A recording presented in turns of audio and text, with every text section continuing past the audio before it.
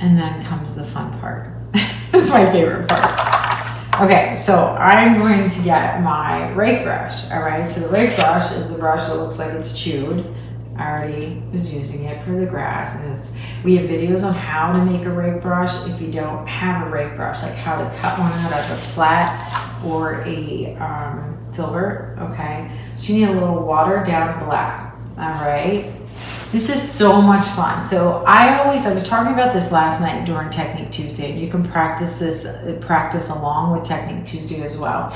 And before you do this if you want. But in my classes, we also teach our children in our art camps how to make these palms. And I have them practice on paper first. You can even use watercolor paper or just paper. So you get to learn the motion. So first what I'm going to do is I'm going to use the skinny part. I'm going to draw like how I'm going to have the middle of the palm leaf. And then I'm going to go back up. You can use the wide part, or you can use the thin part. You're going to pull down and you're going to lift off as you come down to the bottom, okay? You can also, if you feel like you're going to see the back side of this, you're going to pull out on that side more with the thin part of the brush, okay? But practice these first if you want. You don't have to paint. I know you're on your finished painting. You don't want to have to be wiping anything off if you don't like it. Pull down, always start in the middle and then pull down and let it narrow as it comes down further. I want to show the back side of this one. I'm going to pull that side out also, okay? I'm going to come around here, make my line, and then pull down and lift off. Back side, pull up and lift off, okay?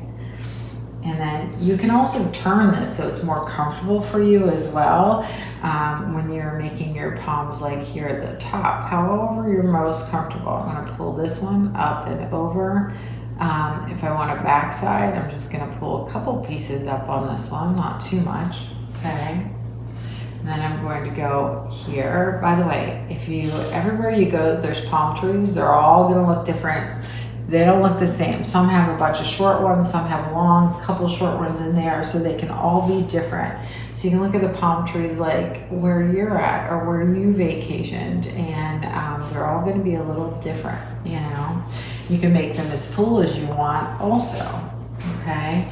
So I'm going to go to this one, again, skinny part of the brush initially, and then I'm going back to the center and pulling and lifting off. Then I'm going to flick this over on the right side, lifting off, okay? No pressure when you're doing that. It's very light. Here, brush straight up and down.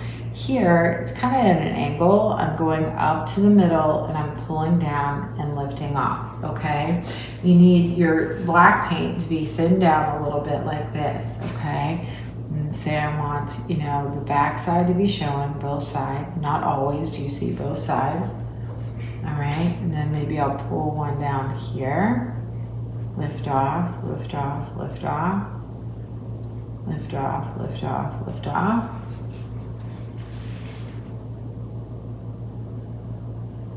Once we get these in, we'll put that reflection in the water of the palms, okay?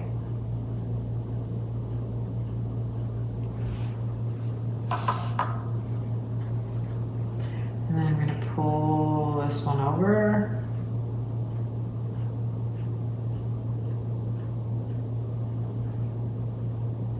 I'm going to flip off here.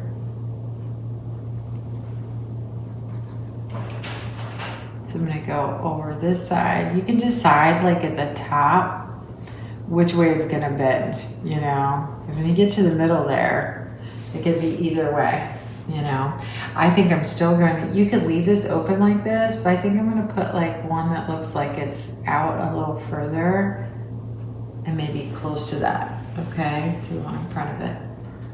You decide. So I'm going to go here. The nice thing about, not that I want to have a cold, but the silver lining is that I don't want to get anybody else sick and I have to stay here and I can paint all day. I have another painting I'm going to do after this as soon as I eat something. That's a silver lining.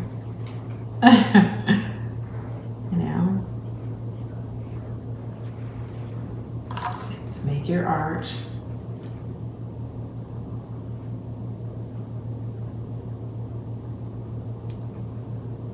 Okay, make my arch, pull down, lift off. You're teaching little ones how to do this.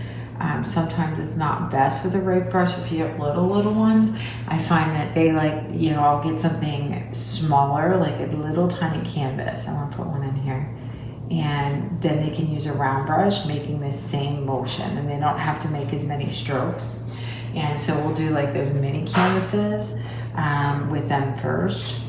I'm gonna pull and lift off, and then I'm gonna come around this side. Got enough paint to make it through there. Okay.